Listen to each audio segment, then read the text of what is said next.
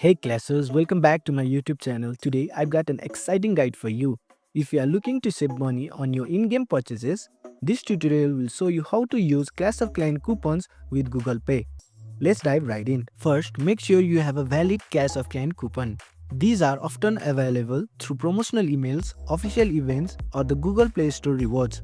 Check your email inbox in the game notification or Google Play app for the coupon. To link your payment method to Google, you have to open the Google Pay app and add your preferred payment method like credit card or a bank account.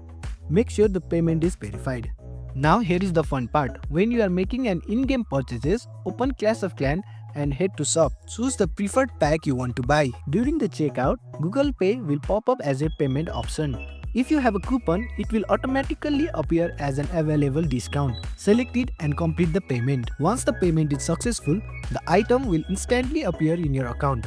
Enjoy your rewards and don't forget to use your coupons wisely. And that's it classes. Now you know how to save money while dominating your enemies. If this tutorial helped you, don't forget to give it a thumbs up and subscribe to my channel for more tips and guides.